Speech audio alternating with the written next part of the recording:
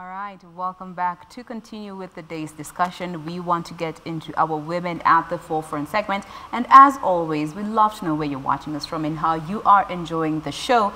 Talk to us using the hashtag Good Morning Kenya. My handle is Jane Mamboyi across all social media platforms, and our official station handle is at KBC Channel 1, SMS number 20154. We welcome your views, your thoughts, your questions, or clarifications that you may be needing from this discussions that we are about to have. Now, as I have mentioned, we want to get into our Women at the Forefront segment, all about looking at what our women are doing in whatever capacity, big, small, phenomenal, just to encourage another younger girl or youth out there to do better, because they have walked the journey and they can always, you don't have to make the same mistakes, just learn from somebody else. And this is what this segment is all about. And today we have one lady with us. She is called Joyce Kimotho. She is a teacher by profession. She's also an education consultant. She is a motivational speaker and an author. Karibu sana, Joyce. Asante, thank you. So glad to have you this morning. Thank you for making time. Welcome. We appreciate that. Yes.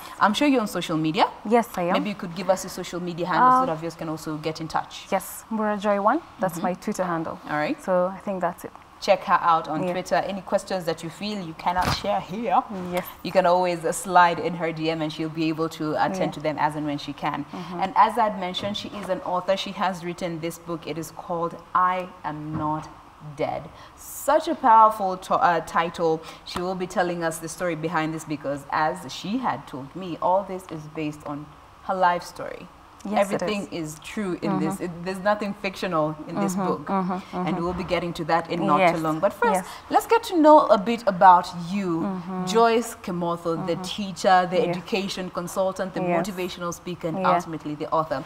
Tell us how all that falls into place and in what particular order. Okay, great. I grew up in Limuru, that is Kiambu County. And maybe flash forward, I happened to lose my dad when I was in high school, Form 3. Form 3. And I think that is where everything else changed. And so I wanted to do journalism when I was younger. Yeah. I remember we went to Kenya Institute of Mass Communication, I think, and my mom couldn't afford whatever it was. And she told me, you can do teaching. I'm like, oh God, who loves teaching? Who wants to do teaching? But then I had to do a P1 certificate after my Form 4 because we couldn't afford. And so that's how I actually happened to now do teaching. So I did my P1 at St. Mark's, and then I did my education degree, English language and literature. Did you eventually like it? Yes, I actually came to love it. I came to love and appreciate teaching when I started doing it on a one-on-one basis. I've worked in several schools, but then when I started my own education center, that's when I started loving it, because you realize that you're able to have impact on a one-on-one basis. Yeah, so I came to appreciate it then. And now I'm pursuing my master's in communication at Daystar University. So, the dream is actually happening.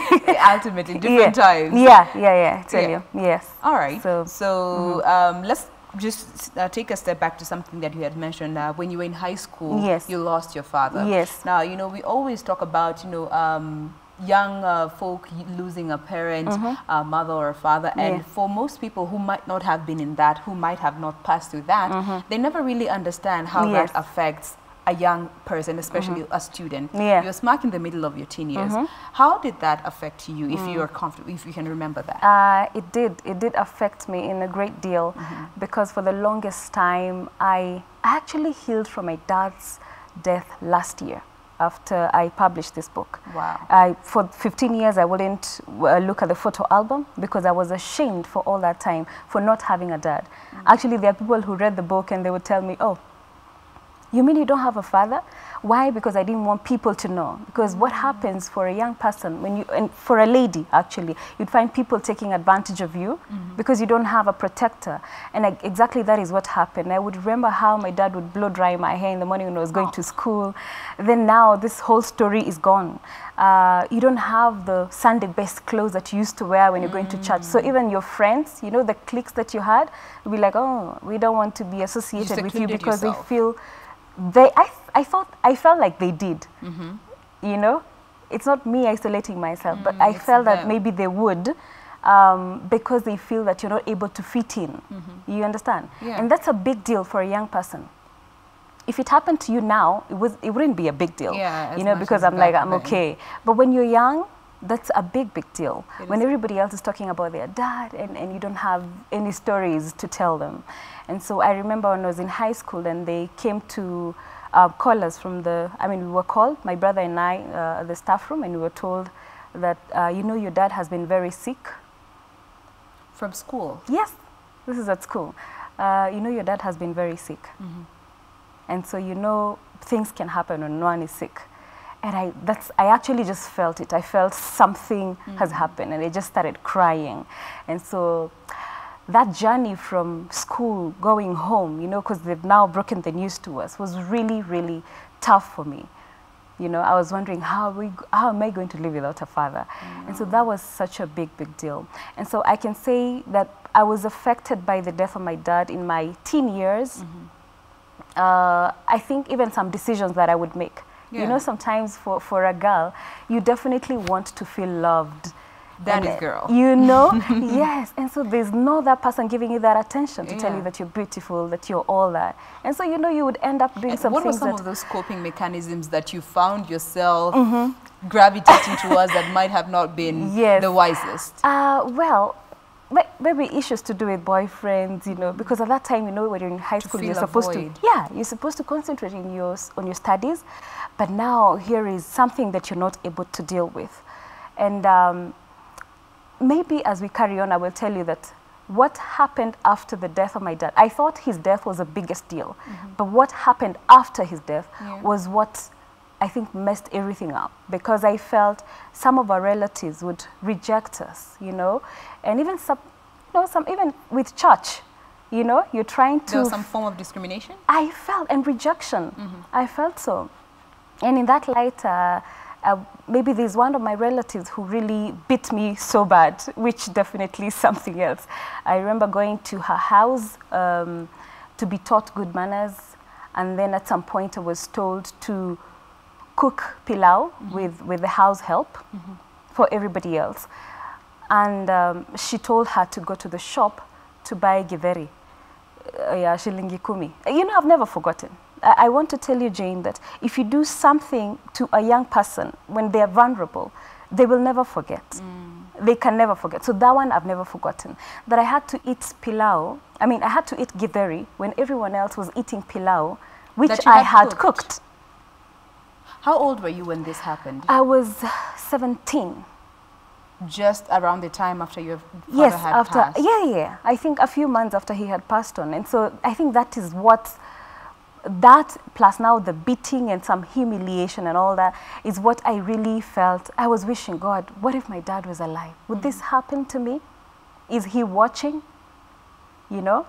So basically, I'm thinking if there's someone else who would be going through that, you know, you go to your aunties, maybe to seek for help, and they want you to maybe probably become house helps.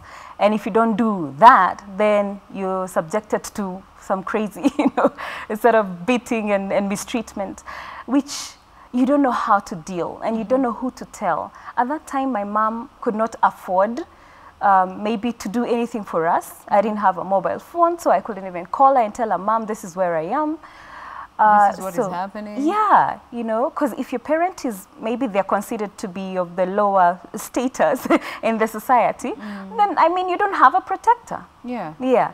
And, you know, just looking at that, what happened to you, you know, and looking at how the rest of the family responds to the younger children, the youth in the family, when they're going through such turbulent times in life. Yes. Do you think we do so just to castigate them and blame them for what they're doing instead of trying to understand what they're going through? Yes. We blame them for what they're going through, and yet it's not something they can control. Yes. And especially from family. Very true, very true. You don't know about death until you experience it, until you lose a very close person to you. Yeah. That is when you would go and mistreat someone and look down on someone because they don't have a parent, or they don't have the nice clothes that they used to have, or they don't have, you know, whatever it is. But for me, when I lost my dad, I remember my mom went through a lot. And it wasn't just me. At some point, I wanted to just die and vanish from this world. But I would look at my siblings. And in that light, I would remember our last-born brother, my last-born at that time, he lost his father when he was 3 years old. So he definitely grew up without a father.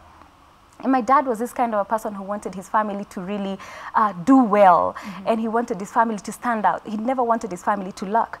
And so I realized that if I kill myself, if I commit suicide, who's going to help these people? And at what point did you come to that realization? Is it as a result of what was happening to you, or you just got there by yourself? How did you get to that realization of, you know, I need to do better? In as much as I want to just, the world to open and swallow me whole, I cannot afford to do that for my family. Yes, it's for the many instances where I would look at my brother, he's struggling to maybe go and do some, you know, mjengo jobs, firstborn to come and, I'm the secondborn in a family of 5. So try to come and help the family. And I'm like, okay, when is this ever going to end? Then it's that time when I would look at my mom, and she has probably maybe 6 pairs of shoes to sell. She'd go get shoes from Gikomba, then, you know, she's trying to sell. So, and I would look at the 6 pairs and ask myself, is this what we're going to live on? And when are you ever going to sell these shoes? You know, it's that time when I was in school. I remember when I was in Kigari Teachers College, and I had a balance of 12,000, and my mom could not afford to pay that. And so the school was telling me to go home because now you can afford. And I'm thinking to myself, what am I going to do? Will this ever happen? This family, will it ever happen, you know? And so when I asked myself those many questions, I felt maybe I just need to go because this is too much for me to bear. But then I realized, now looking back, and I'm looking at my sister and my brothers, and I'm thinking, who's going to help them? If at one point they were told that I ended up dying, just like my dad, so I couldn't really stand up for myself, they would also give up on the way. So I don't have to give up for my siblings. And now I know I don't have to give up for so many other girls who are probably going through the same right now, and they don't have an outlet. And during this time, you know, when you're coming to that realization, what would you say are some of those personal values that kept you anchored, that, you know, helped you maintain your sense of sanity to start with? And, you know, just to always remind you, in as much as it might get tough, this will keep me grounded, this will keep me going. You know, when you're young and you're coming maybe from the shags, you know, you wouldn't really have models or people that you look up to. But I thank God for the internet at some point, because I started listening and watching videos of people who've made it through after struggling for a long time. And I teach English language and literature, and so my favorite poet is Maya Angelou, and I would listen to her poem Still I Rise, and I would listen to her poem Phenomenal Woman, you know. Then I would go and listen to Les Brown. I discovered Les Brown. Hey, Les Brown. You know, and you're like, you cannot give up. Not now. There's a reason why whatever happened to you, happened to you. You know, living a life full of purpose. I would now read books. I would read Sherazina Sharma's Straightened Toes and her journey with cancer. And it's a big deal. I was like, oh, I don't have cancer, so maybe I can, you know. You're already better off. You know, I started also maybe listening and watching Pastor Kathy, you know, and with her book, Celebrate Yourself, you know. And so that kind of motivation is what you get, because you become what you watch, you become what you listen to, you know. So you definitely have to feed your mind with a lot of positivity. Sorry. Yes. All right. Now, you were now slowly evolving into a space where, you know, you are comfortable with who you are and what has happened to you, but you're not letting that be your ultimate reality. And at what point did writing come into the picture? Writing came into the picture when I've done I've worked as a teacher for, I think now I can say 6 years. And I would find the students who come to me, I teach students from very rich backgrounds, you know, they're doing their IGCSE and all that. And so they would come with issues. You know, someone who's paying 1 million school fees per term is not, and you're wondering when they come to you, there's one who actually committed suicide, which is not a good thing at all. And you're asking yourself, what has this person lacked? And they're talking about not being loved, you know, to them it's about not being loved. And I'm like, oh, you know, what is that? And so they have issues. One of them would tell me about, you know, he wants to get into drug peddling, peddling drugs. And then I'm asking myself, what is it that you've lacked? So I find myself now not even teaching them and not linking them with schools, because I also do that. I find myself mentoring them and talking to them. And I realized probably if they read my story, they would realize that what they're going through is really not anything. Non-issue. You know? So I thought, if I put this down, then I will live for a purpose. I was writing this book to heal, number one. Number one was to heal, because I had a lot of things that I had bottled up. I grew up with a lot of bitterness and unforgiveness of those who hurt me. I know that. You know? So I was writing to heal, and number two was to inspire. So I told myself, if I die now, then I think I'm done. I think I've done what I should do. Yeah. Yeah. Now, getting to a point where you can put what you feel down on paper. Yes. How did that feel for you especially? Considering all you had gone through over the years and you didn't find a channel, a way to channel it out. How did that feel for you? It was therapeutic. Yeah. I think it was the best thing that happened to me. I got to forgive and heal. It was therapeutic in so many ways, because when I joined Daystar and they taught us about intellectual property and self-publishing, I was like, oh, so I don't really have to go to this many publishing companies where, you know, you go there and you're told, bring your manuscript, you wait for 1 year, 2 years, you know. But there's a story inside you that you want to tell, and you want it to encourage someone else. So that was really therapeutic. It was something that liberated me from, I think, myself. Because at some point I think I felt I was living in a cocoon. I at some point became a workaholic. you know the way you, as a way to escape, to run away from it. Yeah. You know, so you find you're working here in one day you've gone to 7 places within Nairobi. You know, because yes, you want to work and make money, but still I think you're running away from yourself. So when I did this, I felt liberated, and I felt, oh, wow, Joy, welcome to the world. This is a world for you.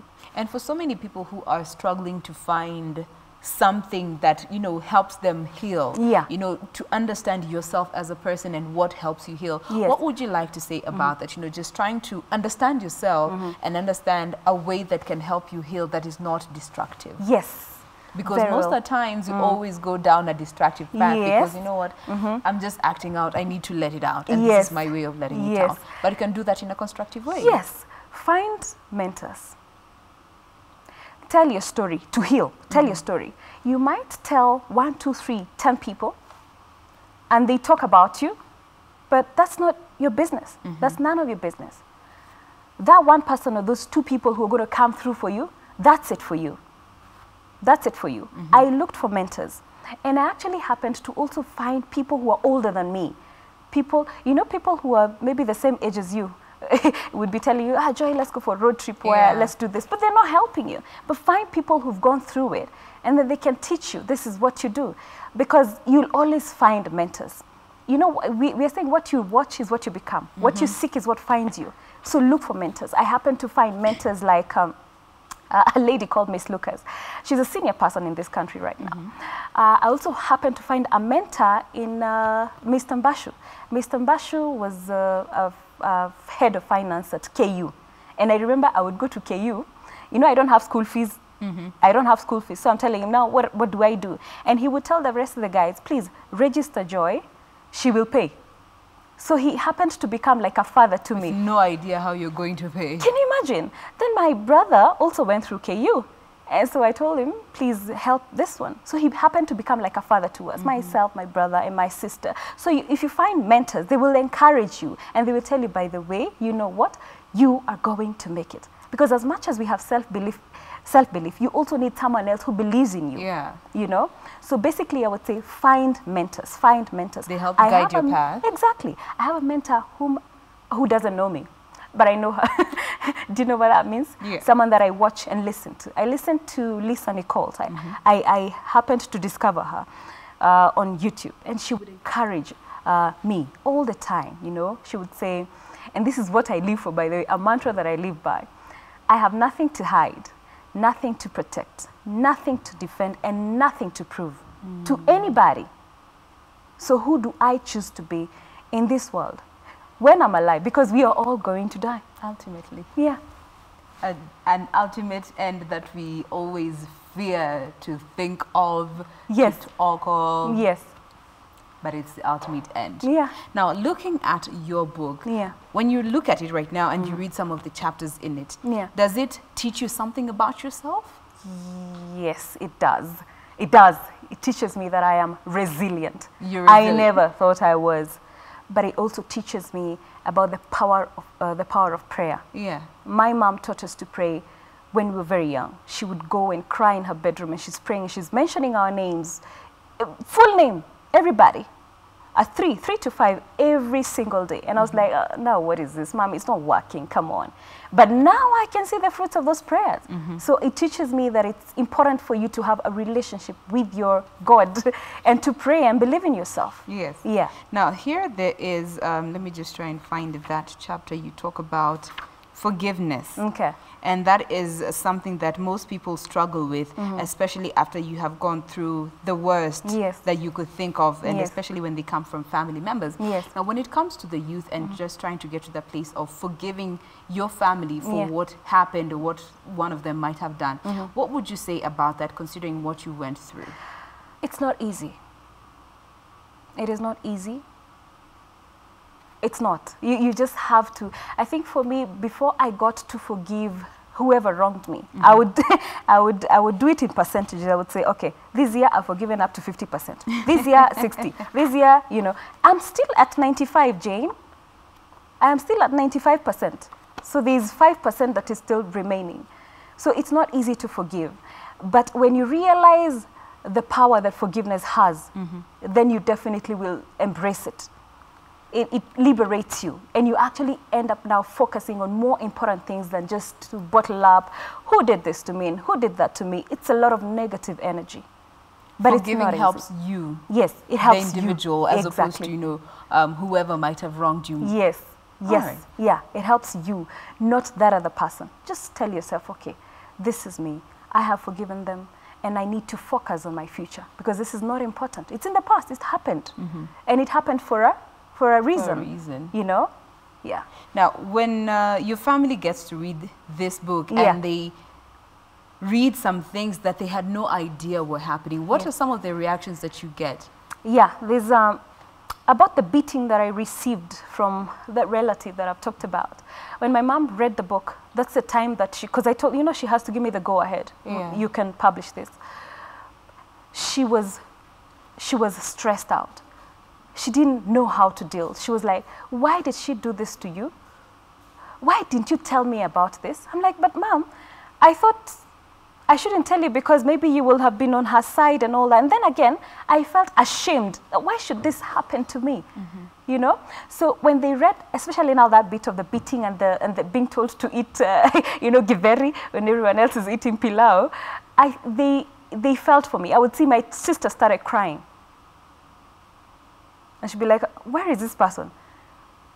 You know, they feel like, what are we going to do to this one? You know? Yeah. So I didn't want to tell anybody. You know, being vulnerable with your story like that is a big, big deal. I had to sit in my room for a very long time. I think for months when I was doing this sometimes I would call my editor and we were looking at it and I'm like, should I have it out? Should I not? Should I have it out? Should I not? But if it is meant to help someone else, then why not? Why not? Let's do this. You can't die with your story. You know, like Martin Luther said that the richest places are in the graves, not the gold mines. Yeah, because there's so many happening there that should have happened, but you know what? Those people died, and so, I mean, they died with their story. So I thought, tell your story to encourage someone else. Yeah. So it was also for your family to get to understand you better. Yeah, thank you. In a way. Yes, I actually wanted that to happen. Why is it that I behave the way that I do? My side of the story. Yes. Yeah.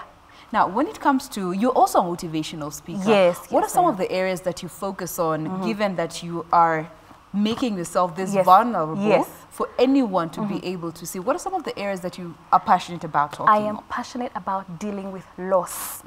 You would deal with loss of a loved one, but also there is also dealing with loss of a friendship, dealing with loss of a relationship. How are you going to work that out? Because there's so many people and actually so many problems. The reasons why we have all these problems is because one thing people do not read True. So they do not know how to deal with that kind of, whenever that happens. And so they would end up maybe taking drugs, and maybe for young girls, they would maybe look for whatever it is, you know. Distractions.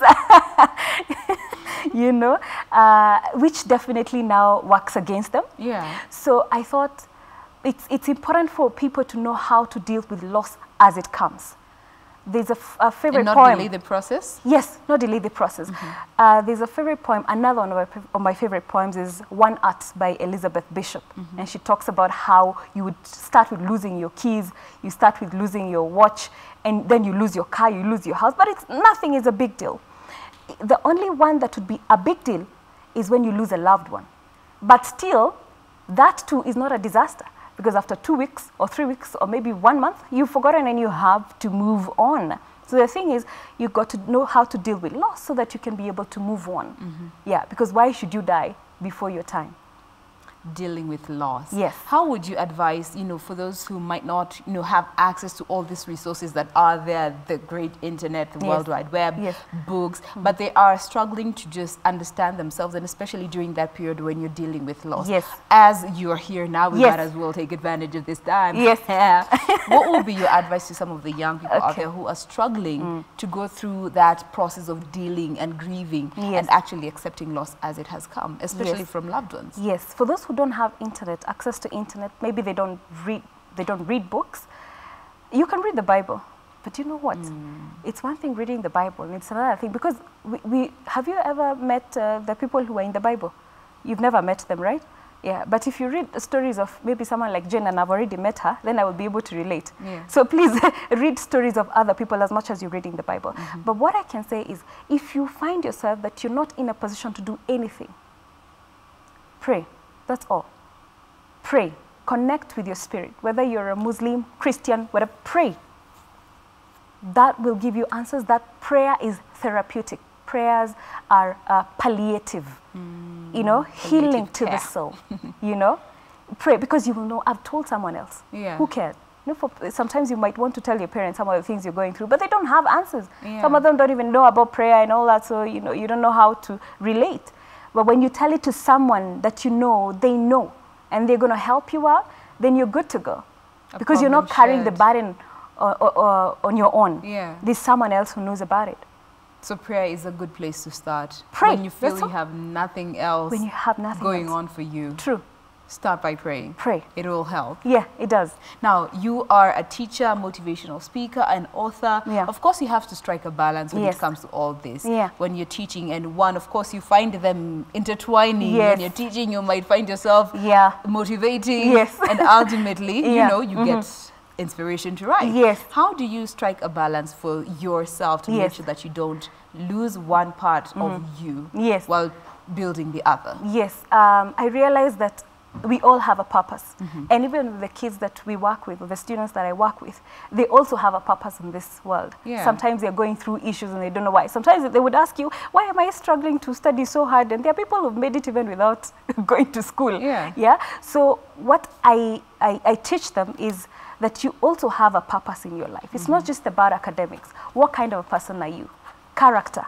You know, character is everything in this world. Yes. So the way I would strike a balance is to know that I'm going to teach this for this much, and then I'm going to encourage this person for this much time. Maybe the last 10 minutes, because my sessions are like hourly, you know. So for the last 10 minutes, just encourage that person, because these young people, they need constant encouragement, constant motivation. Yeah.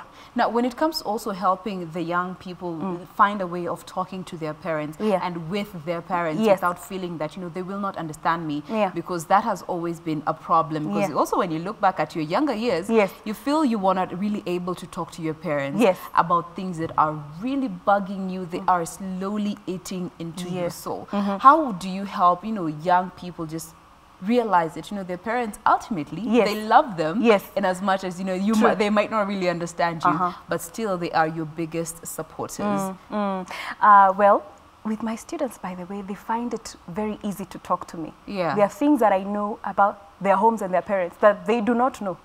You get? So for students, I would tell them, find a friend, one who's sober, you know, find a role model, someone that you can share with, that you can talk to, that you know they're your confidant. But still, even if they go and talk about it, please just know that you've shared. So the thing is, find a friend, find a mentor. Someone you can trust. Someone that you can trust with your issues. Yeah. Because you know why you're doing what you're doing. Because otherwise, maybe you're thinking, if I tell my parents, they will judge me, they will beat me up, you know. But if you find a friend, then they will be able to guide you through. This is how you deal. This is what you do. But most importantly, also, read. Read the right books. Watch the right movies. Listen to the right videos of the right people with good character. That will definitely help you out in, you know, life. Also, we cannot disregard the role that parents have to play, because you also find parents who struggle to understand their children. Yes. Do you talk with parents? Yes, I do. How would you now also just advise parents when it comes to trying to understand their kids and understand that they might not be the first people that they come to, but they are still needed? Yes. Through this journey, especially when dealing with loss of the other parent. Yes, I would encourage, and I always encourage parents to be their children's friends. Be a friend to your son, to your daughter, because you won't have them for the longest time. Yeah. I mean, forever. You know, you actually have your kids until they're 18. Sit until they're 18. Sometimes they go to boarding school when they're young, so you really do not have them. So if you're friends with your kids, then you'll be able to they will be free with you to share whatever it is, the issues that they have. You know, because the only, like, I remember my dad was my closest friend, and he would tell me, Mommy, don't worry, when he was very sick, Mommy, don't worry, you like going to America, imagine you will go. So I still have that validation that he told me that I'm beautiful, that I will achieve whatever it is. So if your parent is not telling you that, then who will? Because the world will not. There's a lot of discouragements that happen. So for a parent, you've got to be a friend to your child. And not just a parent. Not just a parent. Be their friend. Get to listen to them. Don't go to work 24/7. You go to work in the morning, you come home very late, they've already slept, they were with their house help, so they really do not know you. I was talking to another parent, they told me that the reason why they had to resign is because they would come home and they would be like a stranger to the child. And the child would run to the house help. So they realized, I'm losing my child. So it's very important that, you know, you're the one who brought the kids to this world. That is painful. Yeah. Your child's running away from you. You know? Because they feel they do not know you. Yes. Right now, I can talk to my mom about everything. She knows who I'm dating today.